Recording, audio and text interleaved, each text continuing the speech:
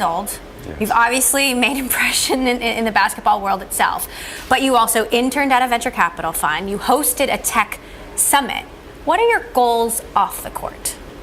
That's a long-winded type of question, but just basically just build like a Rolodex and also educate myself a little bit and find the right resources to put myself in a position to be a little bit more successful than I was last year and the year before that.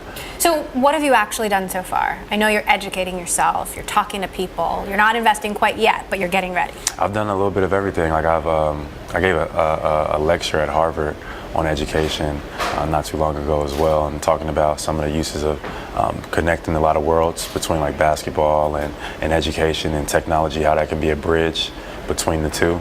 And I think I was the youngest lecturer ever in Harvard history, and I think it did the most numbers. I think it did like 500,000 to 1 million views, between Facebook, the Harvard page, and things like that. So I've been trying to keep myself up to date.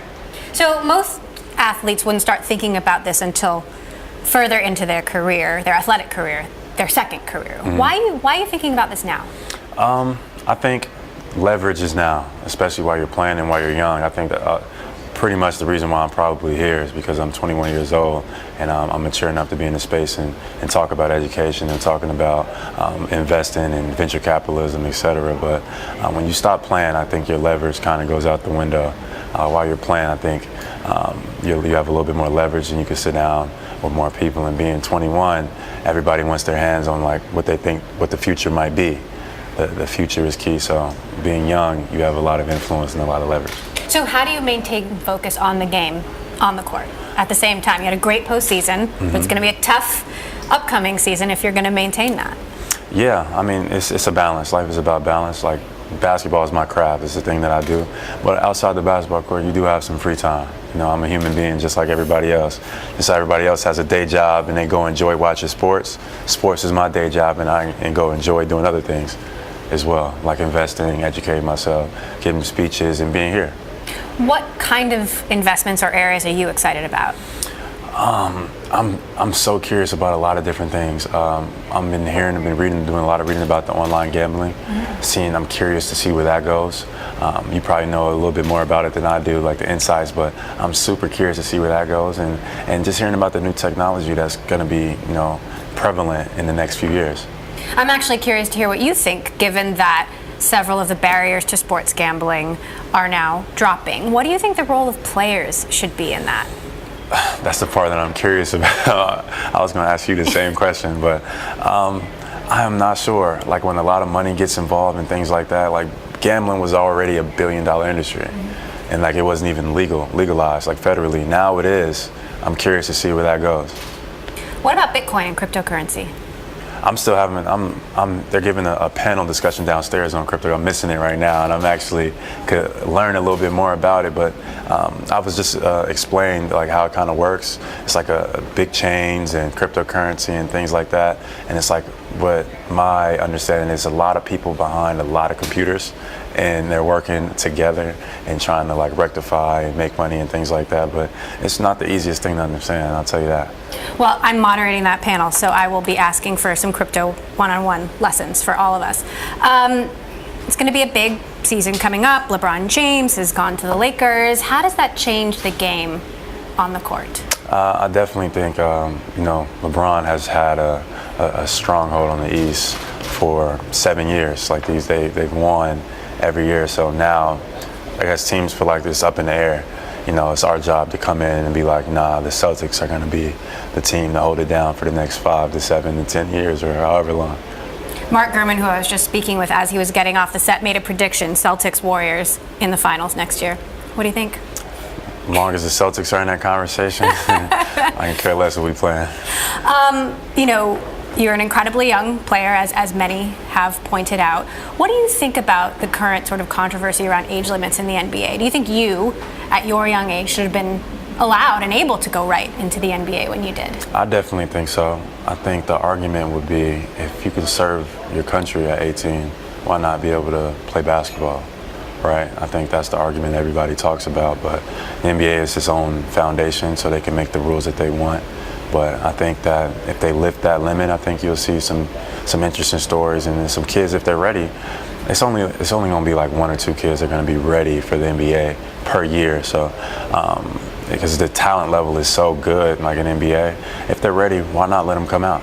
Well, there's the sort of being physically ready, but then there's also the emotional readiness and the responsibility that comes with it. How do you sort of rise up to the responsibility of being, you know, an NBA player at just 21 years old? What's that like? It could be overwhelming at times, I could tell you that. Being in a new atmosphere, a new environment, not too sure what's going on or what is how everything works, and you can easily be influenced by the wrong things, especially being young and trying to gravitate or fit in into what you think the NBA lifestyle is. And it could be 1 or 2 things. It could be good or it could be bad, and it's just based on how you govern yourself. So how have you governed yourself? I've made mistakes. I'll be the first. I've made mistakes. I've had to figure things out. I've done things like I had to sit down and evaluate how I spend my time. You have time that people don't realize, but the way you spend it is crucial. Like athletes have to find their interests outside of sports. You know, if you don't have any interest outside of what you do, once you're off the floor, you're going to be bored. You know, a lot of times people do things out of boredom, and for me, finding what I've been interested in and like attacking it has been key for me. So we've seen the intersection of sports and politics, especially with the musings of President Trump on Twitter. LeBron James recently criticized the president in an interview on CNN. The president responded, also insulting the CNN anchor, Don Lemon, saying LeBron James was just interviewed by the dumbest man on television, Don Lemon. He made LeBron look smart, which isn't easy to do. I like Mike. Reference to Michael Jordan. What are your thoughts on this? My thoughts. Another long-winded question. I think it's interesting. I don't know if it's propaganda, if it's for media attention, but it's interesting to see, you know, our president, supposed to be the leader of our troops, handle himself in such a manner. You know, it's almost like a high school type of scenario. I like Mike, or I don't like him, like his choosing a companion or something like that. It's just weird for me to see that. You know, I would expect more from the president that's supposed to be in charge of our country. You know, I wouldn't expect these type of actions, but you know, everybody has their own way of handling themselves, so I'll let him do him. We've certainly seen players and teams speak out against the president. I mean, do you think that he is trying to use sports to divide the country? I am not sure. That's a question I would have to ask. Somebody would have to ask him. I would say he's doing a good job of making a lot of people upset. I would say that, but sports is a unique thing in our country. It's so influential. It's almost like a sacrament for religion. People praise like LeBron James more than they praise anybody else, you know. And sports is so powerful, you know, and I think he realizes that, and I think that's where the conflict begins. Do you see yourself speaking up and speaking out where you feel it's necessary? Do you think that's one of your responsibilities as a player, as a role model? I don't know if responsibility is the right word, but I definitely feel like you have influence, and then you definitely have a lot of people that are following behind you. You know, so I'm 21 years old, and I'm thinking about the kids that are from my neighborhood, from my community, that are looking up to me and seeing me handle myself a certain way. So I do feel a responsibility in that sense to handle myself a certain way in front of those guys. But in terms of to engage into like the president's shenanigans, I don't necessarily feel a responsibility for that.